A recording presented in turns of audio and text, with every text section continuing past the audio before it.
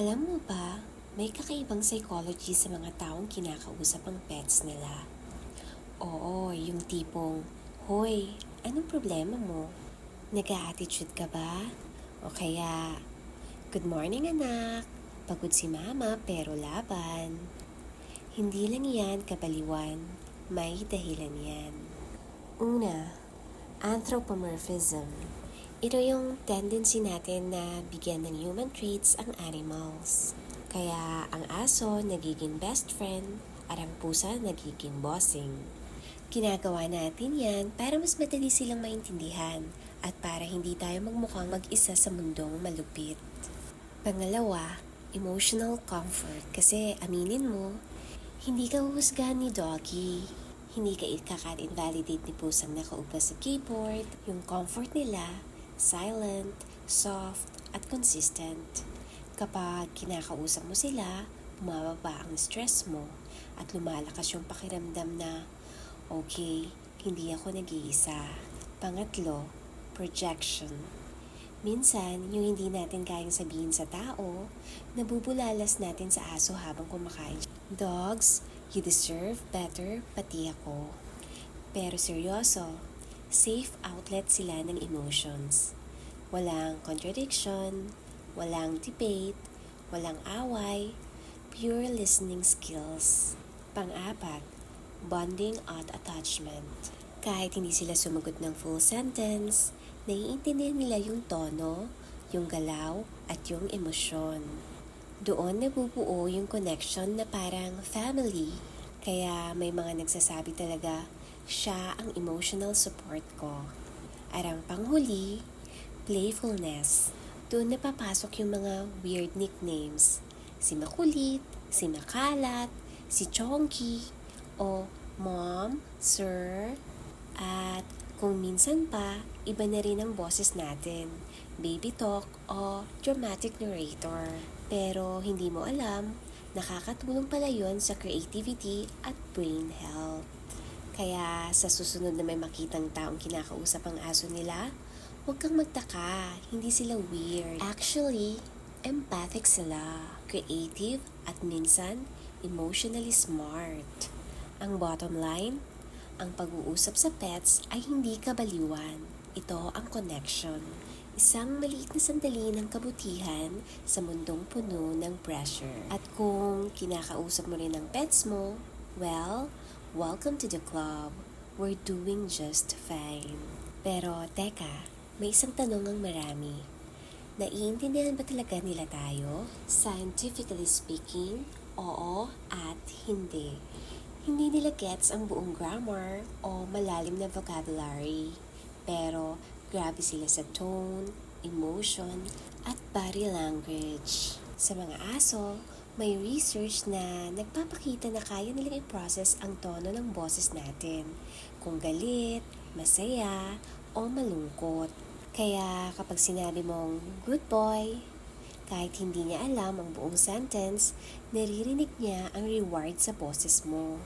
Sa mga pusa naman, well, sila yung tipong naglalakad palayo pero sumisilip kapag tinawag mo. Alam nila pero nagpipretend silang wala lang. Classic cat behavior. Pero beyond comprehension, may mas malalim pa. Kapag nagsasalita tayo sa pets, actually, tayo ang natutulungan. Kasi sa psychology, may isa pang concept. Ito yung self-soothing. Ibig sabihin, ginagamit natin yung communication para pakalmahin ang sarili. Parang internal dialogue na nilalabas mo lang ng konti. Halimbawa, bati sa trabaho. Nirereklamo mo sa aso habang nakahiga siya sa sahig. And suddenly, medyo gumagaan. Pets make us feel seen. Kahit hindi sila verbal. Their presence already validates feelings na minsan hindi na-affirm ng ibang tao. At dahil doon, marami ring introverts at socially anxious na people ang sobrang attached sa pets nila. Sa pets, walang awkwardness, walang script, walang social judgment. Tanggap ka kahit may sablay ka kanina sa Zoom meeting. Pero hindi lang pang emotional, may bonding din na nangyayari sa daily routine. Pag-greet sa umaga, small talks habang nag-aalmusal, baby talk habang nililinis mo yung bowls, at minsan, life advice habang nakatitig sila sa kawalan. At doon mo marirealize, sa pets, hindi mo kailangan maging perfect. Kailangan mo lang maging present. May isa pang interesting na psychology insight. People who talk to their pets often have higher empathy and cognitive complexity. Ibig sabihin, kaya nilang mag-imagine ng inner world ng ibang beings, kahit animal. That's not a weakness. Actually, strength siya. At kung iisipin mo rin, normal na mag-talk sa pets kasi historically, companion sila. Bago pa nausang FaceTime, therapy at journaling, may aso at pusa na sa tabi ng mga tao.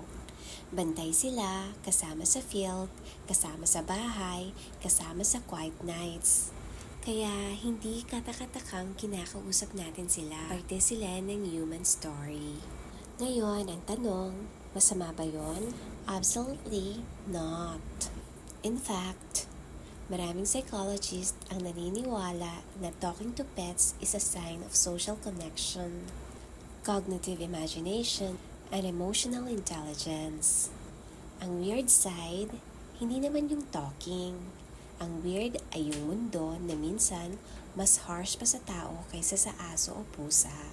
So, if you talk to your pets about your day, your heartbreak, your big dreams, o simpleng, anak, kain na tayo, you're actually practicing one of the oldest forms of bonding. Kaya sa dulo, kung ang iba ay nagsasabi na kabaliwan yan, baka nakakalimutan nilang minsan, pinakamatalinong bagay ay yung kaya mong magmahal at maging gentle sa simpleng paraan.